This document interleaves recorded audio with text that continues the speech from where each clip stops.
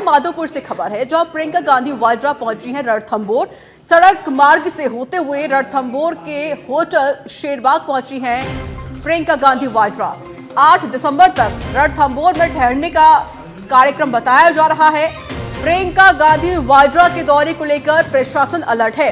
इस वक्त की बड़ी खबर सवाई माधोपुर से आपको दे रहे हैं। प्रियंका गांधी वाड्रा रणथंभौर पहुंच चुकी हैं। प्रियंका गांधी के दौरे को लेकर प्रशासन अलर्ट पर है।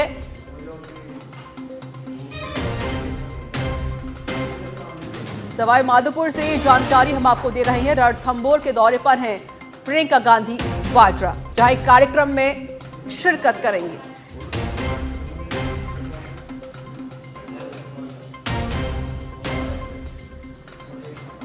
तो सड़क मार्ग से होते हुए पहुंची है रणथंभौर के होटल शेरबाग।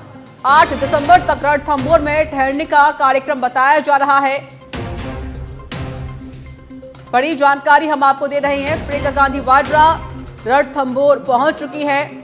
सड़क मार्ग से होते हुए रणथंभौर पहुंची हैं प्रियंका गांधी वाड्रा। और बता दें कि 8 दिसंबर तक वह रणथंभौर में ही रहेंगी।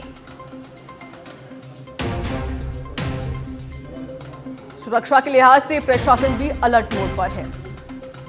सवाई माधोपुर से जानकारी। प्रियंका गांधी वाड्रा रणथंभौर पहुंच चुकी हैं। 8 दिसंबर तक रणथंभौर में ठहरने का भी कार्यक्रम है। अब सुरक्षा के लिहाज से पूरे बंदोबस्त किए गए हैं। पुलिस प्रशासन भी अलर्ट है। सड़क मार्ग के जरिए होटल पहुंची हैं प्रियंका गांधी वाड्रा।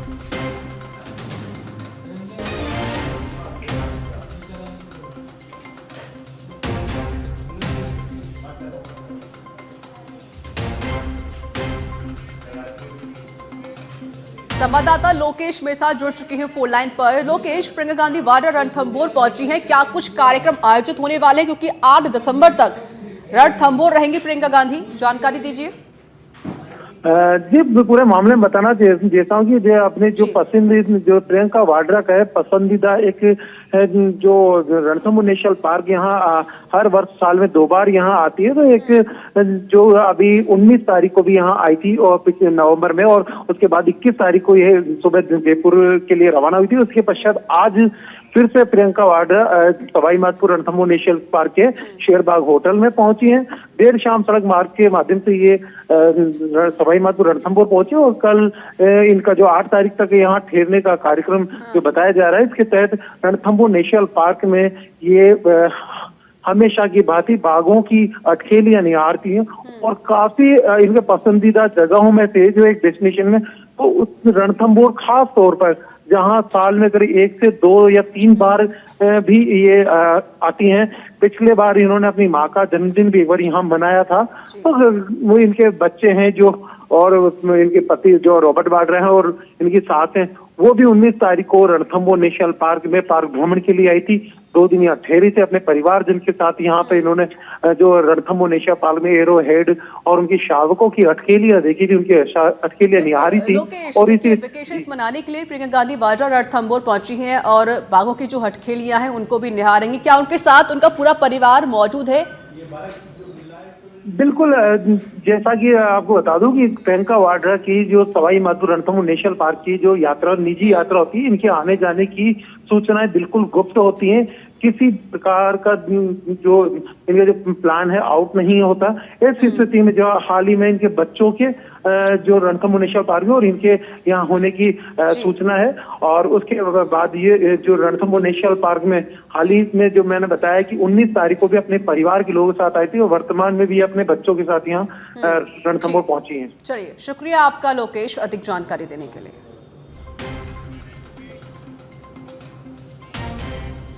डिप्टी सीएम दिया कुमारी ने मालवीय नगर वाल्मीकि बस्ती में आंगनबाड़ी का निरीक्षण किया। रामनगरिया में नंदघर आंगनबाड़ी का निरीक्षण किया।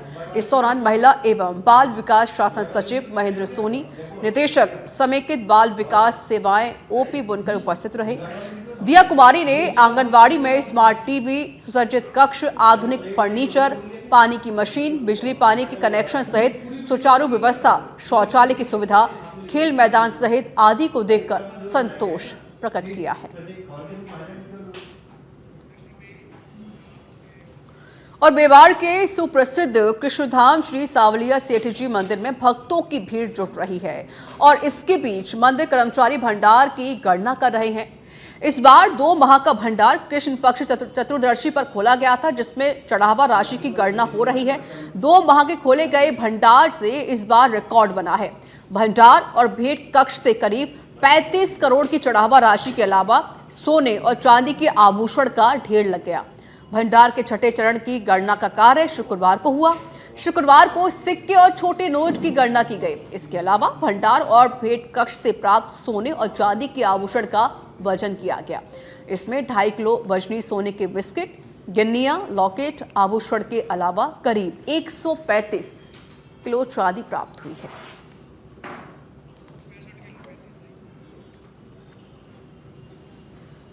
सावलिया सेठ का जो भंडारा खुला है, इसमें पिछली बार दीपावली थी तो उस वजह से 2 महीने का एक साथ भंडारा इस बार खोला गया है। तो 2 माह की राशि की जो गणना हुई उसमें यदि हम भंडारे से जो राशि हमें प्राप्त हुई तो 25 करोड़ के लमसम तो हमें भंडारे से प्राप्त हुई है और इसके अलावा जो भेंट कक्ष की राशि है 9 करोड़ समथिंग वहाँ से प्राप्त हुई है।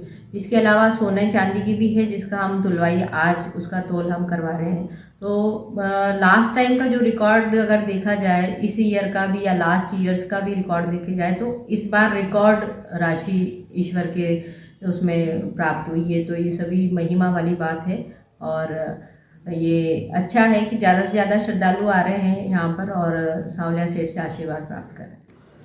बांग्लादेश में हिंदू समाज और अल्पसंख्यक समाज पर हो रहा अत्याचार के खिलाफ पर्वतसर में सर्व हिंदू समाज की ओर से अंबेडकर सर्किल पर इकट्ठा होकर नारेबाजी करते हुए विरोध प्रदर्शन किया गया। बीएचपी के जिला मंत्री वनवारी प्रजापत ने बताया कि बांग्लादेश में इस्कॉन मंदिर के पुजारी श्यामदास प्रभु को गलत तरीके से गिरफ्तार कर उन्हें प्रताड़ित किया जा रहा है। उन्हें कानूनी मदद के लिए वहां की सरकार कोई वकील उपलब्ध नहीं करवा रही है। जो वकील उनकी कानूनी मदद कर रहे थे उन्हें जिहादी तत्वों ने मार दिया। पर्वतसर के सर्व हिंदू समाज ने अंबेडकर सर्किल से उपखंड कार्यालय तक पैदल रैली निकालकर उपखंड अधिकारी को राष्ट्रपति के नाम ज्ञापन सौंपा। बांग्लादेश में इन दिनों हो रहे हिंदुओं पर अत्याचार के विरोध में आज का ये एक प्रदर्शन, एक ज्ञापन था सर्व हिंदू समाज की ओर से। आज बहुत लंबे समय से बांग्लादेश में जब से ये वहाँ पर राजनीतिक अस्थिरता हुई है, शेख हसीना की सरकार गई है, वहाँ पर पूरी अराजकता फैल चुकी है। कोई लोकतंत्र जैसा कुछ बचा नहीं है। कट्टरपंथी लोग हिंदुओं पर हमले कर रहे हैं और जिन लोगों ने वहाँ पर सेवा के काम किए हैं, जैसे इस्कॉन एक बड़ी संस्था है जिन्होंने वहाँ पर लोगों को भोजन कराना, उनकी सेवा करना, इस तरह के काम करने वालों को भी टारगेट बनाया जा रहा है। बांग्लादेश में हो रहे हिंदू समाज, हिंदू धर्म पर जो अत्याचार हो रहे हैं, हिंदू मंदिरों को तोड़ा जा रहा है, हिंदू संतों को बिना किसी आधार के जेल में डाला जा रहा है, उसके विरोध में उपखंड अधिकारी महोदय पर्वतसर को ज्ञापन दिया गया है, जिससे हिंदुस्तान गवर्नमेंट अंतर्राष्ट्रीय स्तर पर इस बात को उठाए तथा बांग्लादेश में हो रहे हिंदुओं पर अत्याचार की सुरक्षा। एशिया की सबसे बड़ी बार एसोसिएशन में शामिल दी बार एसोसिएशन जयपुर 13 दिसंबर को अपने 60वें अध्यक्ष महासचिव के साथ ही संपूर्ण कार्यकारिणी का चुनाव करेगी। 18,000 से अधिक सदस्यों वाली जयपुर बार के वार्षिक चुनाव के लिए नामांकन प्रक्रिया आज पूर्ण हो चुकी है। इन चुनावों में एक शख्स ऐसा भी है जो देश में ही नहीं बल्कि एशिया में सर्वाधिक बार चुने जाने वाले बार सदस्य के रूप में पहचान बना चुके हैं। देखिए हमारी खास रिपोर्ट। एशिया की सबसे बड़ी बार मानी जाती है दी बार एसोसिएशन जयपुर। 13 दिसंबर को होंगे एसोसिएशन के सभी पदों के लिए चुनाव। बार कार्यकारिणी के 12 सदस्यों के लिए भी होंगे 13 दिसंबर को चुनाव।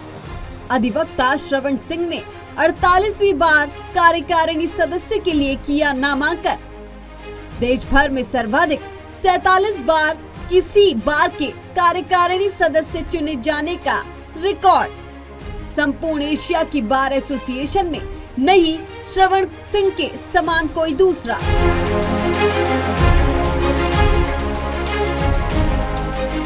देश की आजादी में अहम भूमिका निभाने वाली द बार एसोसिएशन जयपुर इस बार अपने 60वें अध्यक्ष के लिए 13 दिसंबर को मतदान करने जा रही है। अध्यक्ष के साथ ही साथ बार महासचिव, उपाध्यक्ष, कोषाध्यक्ष, पुस्तकालय सचिव और 12 कार्यकारिणी सदस्यों के लिए भी चुनाव होंगे। शुक्रवार को इन सभी पदों पर नामांकन का अंतिम दिन रहा। इस बार एसोसिएशन के 47 साल तक लगातार कार्यकारिणी सदस्य रहे अधिवक्ता श्रवण सिंह ने एक बार फिर से कार्यकारिणी सदस्य के लिए अपना नामांकन दाखिल किया है। मैंने पहले जनवरी 1977 में पहली बार कार्यकारिणी के सदस्य का फॉर्म भरा था और मैं विजयी हुआ था उसके अंदर, और आज मैं 48वीं बार जयपुर बार एसोसिएशन में कार्यकारिणी के सदस्य के रूप में फॉर्म भर रहा हूँ और 47 साल मैंने ये चुनाव जीता है और इसी बार में रह करके यहीं वकीलों के बीच में रह करके कार्य किया है और इस बार को जो है उच्च स्तर पर ले जाने के प्रयास किए हैं। आज ये एशिया की सबसे बड़ी बार एसोसिएशन। श्रवण सिंह जी प्रत्येक अधिवक्ता के सुख दुख में काम आने वाले व्यक्ति हैं। वे लगातार बार एसोसिएशन की प्रत्येक गतिविधि से जुड़े रहते हैं, बार एसोसिएशन के अच्छे कार्यों में सहयोग देते हैं और यदि बार के द्वारा कोई गलत कार्य किया जाता है उसका विरोध भी करते हैं। ऐसा नहीं है कि वे बार के समर्थन नहीं करते हैं। इसलिए उनकी जो छवि बनी है उसको देखते हुए पिछले 47 वर्षों से उनको लगातार निर्वाचित किया गया, परंतु माननीय राजस्थान उच्च न्यायालय के आदेश के कारण 1 वर्ष का उनको ब्रेक लेना पड़ा, क्योंकि राजस्थान उच्च न्यायालय ने आदेश किया कि 2 वर्ष से ज्यादा कोई किसी पद पर नहीं रह सकता है। इसलिए अब यार वो पुनः मैदान में है और मैं उन्हें बहुत बहुत शुभकामनाएं देता हूँ, बधाई देता हूँ, मेरी शुभकामनाएं। जयपुर बार के अधिवक्ता श्रवण सिंह का रिकॉर्ड, किसी बार में सर्वाधिक रिकॉर्ड से चुने गए सदस्य, 1977 से लगातार चुने गए हैं कार्यकारिणी सदस्य, अब Guinness book of world record में दर्ज कराने की तैयारी। जयपुर बार के अधिवक्ता श्रवण सिंह पिछले 47 सालों से लगातार कार्यकारिणी के सदस्य चुने जा रहे हैं। ये एक विश्व रिकॉर्ड जिसे गिनीज बुक में दर्ज कराने तक के प्रयास किए जा रहे हैं। किसी अधिवक्ता को एक बार चुनाव लड़ने में ही काफी मुश्किलें होती है, लेकिन अधिवक्ता श्रवण सिंह ने अपने व्यवहार के चलते कभी हार का सामना नहीं किया। पहली बार जब फॉर्म भरा तो कार्यकारिणी के सदस्य तो 12 ही थे और आज भी 12 ही हैं, लेकिन मतदाता जो थे, जो एडवोकेट थे, वो गिनती के ही थे। 60-70 एडवोकेट थे उस समय जो वोट डालते थे। आज जो है करीबन 14,000-15,000 की हमारी बार एसोसिएशन हो गई और करीबन 5-6 हज़ार हमारे मतदाता यहाँ पर बार एसोसिएशन में एडवोकेट्स हैं, जिनमें सबसे बड़ी बात तो ये है कि पहले महिलाओं की संख्या बिल्कुल नगण्य थी। आज हमारे कम से कम 2,000 महिलाएं अधिवक्ता यहाँ पर वकालत कर रही हैं। तो सबसे बड़ा बदलाव क्या देखते हैं आप पहले चुनाव से लेकर इस 47वें चुनाव में? सबसे बड़ा बदलाव तो ये है कि जो महिलाएं पहले इस वकालत क्षेत्र में नहीं आती थी, वो आज जो है भारी संख्या में पुरुषों के बराबर काम करने के लिए वकालत के क्षेत्र में आ रही है। पहले कोर्ट में आते हुए महिलाएं घबराती थी, आती नहीं थी। आज महिलाएं आगे बढ़ करके वकालत का पेशा अपना रही है और लोगों को न्याय दिला रही है। तो दी बार एसोसिएशन जयपुर का एक लंबा इतिहास है। दी बार एसोसिएशन जयपुर वर्ष 1932 से स्थापित हुई है और दी बार एसोसिएशन जयपुर में मैं सर्वप्रथम वर्ष 1999 में जॉइंट सेक्रेटरी बना, तब श्रवण सिंह जी एग्जीक्यूटिव मेंबर थे। उसके बाद वर्ष 2007 में मैं जनरल सेक्रेटरी बना, तब श्रवण सिंह जी उसमें एग्जीक्यूटिव मेंबर थे। उसके बाद वर्ष 2016 में जब मैं अध्यक्ष बना, तब भी श्रवण सिंह जी हमारे साथ एग्जीक्यूटिव मेंबर थे। तो श्रवण सिंह जी जो बार बार चुने जा रहे हैं, 48वीं बार चुनने जा रहे हैं और विश्व रिकॉर्ड की ओर अग्रसर हो रहे हैं, उसके पीछे उनका बड़प्पन ये है, उनकी सैरदता ये है कि वो सबसे बड़े विनम्रतापूर्वक मिलते हैं, सादा जीवन उच्च विचार में विश्वास करते हैं और बार एसोसिएशन के लिए हमेशा तत्पर रहते हैं। देश भर की बार एसोसिएशन में अधिवक्ता श्रवण सिंह को चुनावी विशेषज्ञ के तौर पर भी अब पहचान मिली है, तो दूसरी ओर राज्य के अधिवक्ता समुदाय में उन्हें टॉफी वाले वकील साहब के नाम से पुकारा जाने लगा है, क्योंकि पिछले 20 साल से वे अपने साथ टॉफियां लेकर चलते हैं। इन टॉफियों को वो लॉ स्टूडेंट, जूनियर अधिवक्ता या फिर सीनियर अधिवक्ता सभी बच्चों को टॉफी बांटते हैं, क्योंकि वो पिछले 20 साल से अपने साथ टॉफियां लेकर चलते हैं। लॉ स्टूडेंट हो या जूनियर अधिवक्ता या फिर सीनियर, सभी को बच्चों की तरह ट्रॉफियां बांटते हैं। शायद यही अंदाज जयपुर बार के वकीलों को पसंद आ जाता है कि उन्हें हर बार चुनते हैं। ये पिछले 15-20 सालों से मैंने ये टोपी बांटने का कार्यक्रम किया है कि ये समय आजकल सबसे बड़ा महत्वपूर्ण सब चीज़ है, क्योंकि लोगों के पास समय नहीं है। पहले बैठ करके चाय करते थे, नाश्ता करते थे, साथ में बातचीत होती थी, लेकिन आज समय का अभाव होने की वजह से बातचीत नहीं हो पाती। तो ये टॉफ़ी एक ऐसी चीज़ है कि आदमी तुरंत लेके तुरंत चल देता है और मुंह में रख करके उसका 1 मिनट के लिए उसको रिलीफ मिलता है, क्योंकि आजकल मानव जो है मेंटली बहुत ज़्यादा परेशान है। तो 2 मिनट के लिए उसको रिलीफ मिलता है, उसको आनंद आता है। तो मैं 15-20 साल से टॉफ़ी का कार्यक्रम है, दिन भर में मैं करीबन 300, 400, 500 वकीलों को और पक्षकारों को और गरीब जो पक्षकार कोर्ट में आते हैं सबको ये टॉफ़ी आता है। बहरहाल देश की सबसे पुरानी बार में शामिल जयपुर बार में चुनावी माहौल है। अधिवक्ता एक दूसरे से हाथ जोड़कर वोटों की अपील कर रहे हैं, तो वहीं दूसरी ओर चुनाव के बहाने से ही सही अधिवक्ताओं का एक दूसरे से मिलना भी हो रहा है। सच पे धड़क के लिए एसोसिएट एडिटर निजाम कंटालिया की रिपोर्ट।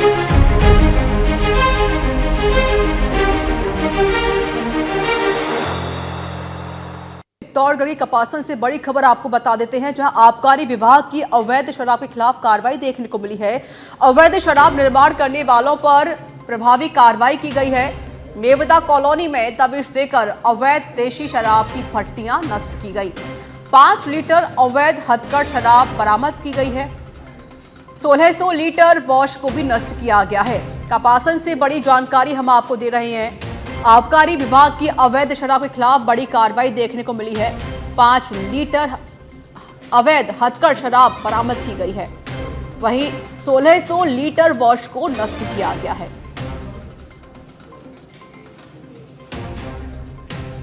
हनुमानगढ़ जंक्शन की मक्कासर रोड पर आज आग लगने से लाखों रुपए की पराली जलकर खाक हो गई। आग लगने के बाद 4 दमकलों ने कड़ी मशक्कत के बाद आग पर काबू पाया, मगर लाखों रुपए की पराली जलकर खाक हो गई है। आगजनी की सूचना पर जंक्शन पुलिस भी पहुंची और घटना की पूरी जानकारी ली गई। पराली मालिक ने बताया है कि उन्होंने पशुओं के लिए करीब 35 लाख रुपए की पराली इकट्ठा की थी और पास में चल रहे एक शादी समारोह के पटाखों से पराली में आग लग गई, जिससे लाखों रुपए का नुकसान हो गया। पशु है, पशु चारे के लिए इकट्ठी की हुई पराली है, गौशाला में कुतर करके देते हैं। ये लगभग 30-35 लाख की है हमारी स्टॉक किया हुआ माल, और गौशाला में दे रखी है। कुछ ये कर दिए पटाखे वालों ने, पटाखे चला के जानबूझकर इनको जलाया है। शादी है सामने, होटल वाले वहाँ पर बारात रुकी हुई, उन्हें जानबूझकर पटाखे छोड़े, उसकी वजह से। बांसवाड़ा से बड़ी खबर आपको बता देते हैं। जिला अस्पताल में सफाई व्यवस्था चौपट नजर आई है, जिसे देखकर एसडीएम ने सफाई ठेकेदार और नर्सिंग अधीक्षक को फटकार लगाई। सफाई ठेकेदार को ब्लैक लिस्ट करने की हिदायत दी गई है। 4 दिन पहले कलेक्टर ने भी सफाई अव्यवस्था को देखकर नाराजगी जताई थी और फिर से वही तस्वीरें नजर आई। मैडम भी आए हैं, मैडम से मैंने यही निवेदन किया है कि आप एक दिन छोड़ के एक दिन एमजी हॉस्पिटल का आप निरीक्षण करें, और हमको भी समय समय में मिलेगा तो हम भी निरीक्षण करेंगे। और हम एक दिन कलेक्टर साहब और मैडम और हम सब बैठेंगे, पीएमओ साहब और सीएमएचओ साहब, इसमें हम और क्या सुविधाएं दे सकते हैं, उसको कैसा साफ सुंदर बना सकते हैं, इसके लिए हम सब लोगों ने राउंड किया। समय समय पे आएंगे और अब पूरा प्रशासन और पूरे जनप्रतिनिधि आए और हमारी सबकी जिम्मेदारी है। और यहाँ एमजी हॉस्पिटल में जितने भी अधिकारी कर्मचारी, उनकी भी जिम्मेदारी है कि वो साफ सफाई का विशेष ध्यान रखें। आए हैं, मैडम भी आए हैं, मैडम से मैंने यही निवेदन किया है कि आप एक दिन छोड़ के एक दिन एमजी हॉस्पिटल का आप निरीक्षण करें, और हमको भी समय समय में मिलेगा तो हम भी निरीक्षण करेंगे। और हम एक दिन कलेक्टर साहब और मैडम और हम सब बैठेंगे, पीएमओ साहब और सीएमएचओ साहब, इसमें हम और क्या सुविधाएं दे सकते हैं, उसको कैसा साफ सुंदर बना सकते हैं, इसके लिए हम सब लोगों ने राउंड किया। समय समय पे आएंगे और अब पूरा प्रशासन और पूरे जनप्रतिनिधि आए और हमारी सबकी जिम्मेदारी है। और यहाँ एमजी हॉस्पिटल में जितने भी अधिकारी कर्मचारी, उनकी भी जिम्मेदारी है कि वो साफ सफाई का विशेष ध्यान रखें, क्योंकि साफ सफाई होगी तो पेशेंट भी आएंगे, साफ सफाई नहीं होगी तो पेशेंट नहीं आएंगे। और जैसे उनको एक्सरा कराना है, सोनोग्राफी कराना है, ब्लड टेस्ट कराना है, उनको सही समय पे उनका पेशेंट का इलाज मिलेगा तो पेशेंट की। पाली के रानी थाना क्षेत्र में ईटतरा मेड़तिया गांव में खेत में वृद्ध महिला की हत्या करके शव डालने के मामले में पुलिस ने खुलासा कर दिया है और एक आरोपी युवक को गिरफ्तार किया गया है। जिला पुलिस अधीक्षक चुनाराम जाट ने बताया कि 2 दिसंबर को वृद्ध महिला बालिका देवी का खेत में शव पड़ा हुआ मिला था। जांच में सामने आया है कि गांव के ही राकेश नाम के युवक ने शराब के नशे में लूट के इरादे से वृद्ध महिला की हत्या की थी। पुलिस टीम अपना काम कर रही थी, तो गांव के और जो आसपास के जो संदिग्ध हैं उनसे पूछताछ की गई, और जो सीसीटीवी कैमरे लगे हुए हैं जो उस गांव के अंदर और जो अन्य गांवों के अंदर है, वहाँ से जो उस टाइम पीरियड के अंदर जो संदिग्ध मिले उनको ला करके वैज्ञानिक तरीके से और पारंपरिक तरीके से पूछताछ की गई। पूछताछ के दौरान ये सामने आया कि उसी गांव का जो राकेश पुत्र दरगाह राम है, वो घटना वाले दिन से अगले दिन से ही गांव से गायब है। जब पूछताछ किया गया तो अलग अलग कहानियां सामने आई। उसके बाद में उसको हमारी टीम के द्वारा दस्तयाब किया गया, और उससे जब पूछताछ की गई तो उसने शुरुआत में कुछ अलग कहानी बताई। फिर जब उसको वैज्ञानिक तरीके से और उसके जो अन्य जो एविडेंस के आधार पे जो उसने कहानी बताई, उसको जब वेरीफाई किया गया, उसको बताया गया कि ये वेरीफाई नहीं हो रही है। और खबर पाली से है, जहां औद्योगिक थाना क्षेत्र के आनंद नगर में घर के बाहर खेलने के दौरान गायब हुए मासूम मनन का 4 दिन बाद एक नाली में शव पड़ा हुआ मिला। घटना के बाद मौके पर पहुंची पुलिस ने शव को कब्जे में लेकर बांगड़ अस्पताल की मोर्चरी में रखवाया। इधर शव मिलने के बाद पूरे मोहल्ले में कोहराम छा गया है। जानकारी मिलने पर additional SP Vipin Kumar, deputy Terawar Singh भी पहुंचे। फिलहाल पुलिस पूरे मामले की जांच कर रही है। जिस पे थानाधिकारी हम सारे मौके पे पहुंचे, निकाला तो संभवतः जो प्रथम दृष्टि दिख रहा है कि बच्चा कोई अटक के गिरा है। गिरने से उसका मुंह नाली के नीचे था, और नाली से मुंह में पानी आने की वजह से ड्राउनिंग में डूब कर हो सकता है। बाकी पोस्टमार्टम 3 डॉक्टरों के बोर्ड से करवाएंगे, और जो भी कोई शरीर के ऊपर चोट के निशान या कोई अन्य होंगे। जयपुर से बड़ी खबर है, डीसीपी नॉर्थ राशि डोगरा के निर्देश पर कार्रवाई हुई है। बता दें कि जालूपुरा थाना पुलिस के हत्थे चढ़े 4 नकाबचोर। परिवादी के घर से चुराया गया सारा सामान बरामद किया गया है। कांस्टेबल शिवराज की रही गिरफ्तारी में अहम भूमिका। थानाधिकारी हवा सिंह मंगावा ने कार्रवाई की है। जयपुर से जानकारी हम आपको दे रहे हैं, जहां पर 4 नकबजन पुलिस के हत्थे चढ़े हैं। फिलहाल पुलिस चारों आरोपियों से पूछताछ कर रही है।